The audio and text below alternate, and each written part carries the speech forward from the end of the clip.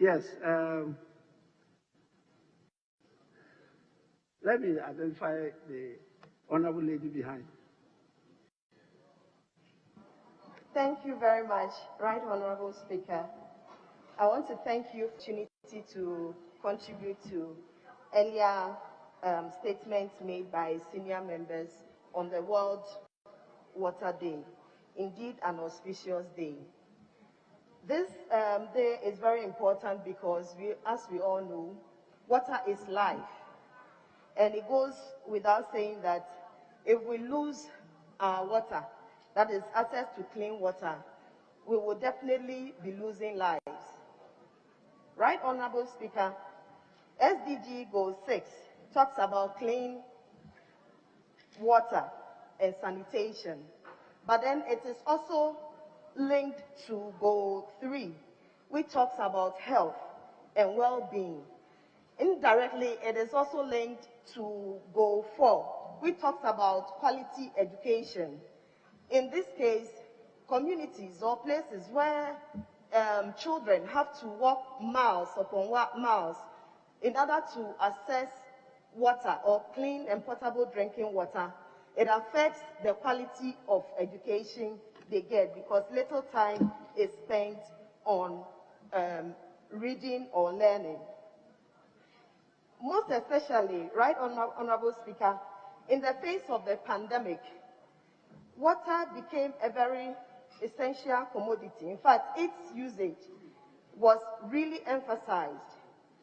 Where we have some communities that did not have water or access to potable drinking water and are struggling to have water to survive, there were communities that had little of it and was very difficult for them to be able to observe the protocols, the safety protocols, in order to avoid contracting the COVID pandemic. I also want to say that an earlier that water means different things to different people, but generally, the word that water is life is very essential. The battle must be taken through the constituencies and the various communities.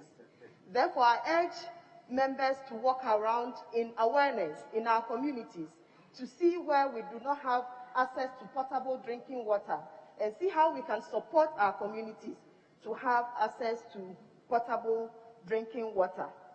Let me also acknowledge some support from assembly members within my constituency in order to bring potable drinking water to some communities or electoral areas such as Nilawe, Niodablade, Okwegono, and Tregono.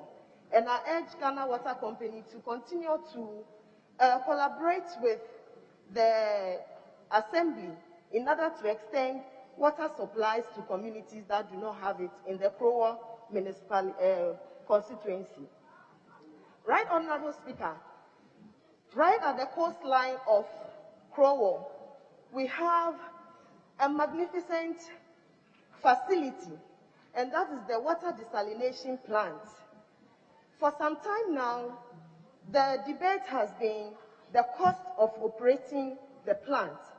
And the desalination plant turns water, it's a technology that turns water into, seawater into potable water for usage in homes.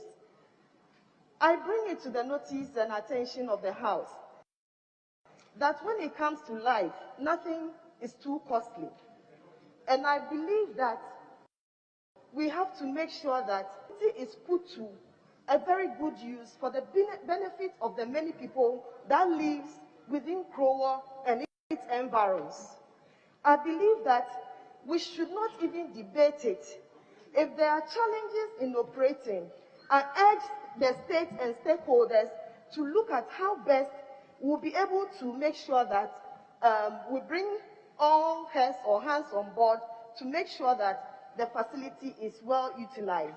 And at the right time, Right Honorable Speaker, because it's one technology of its kind, I invite the House and Right Honorable Speaker and see how the House can support in making it very operational.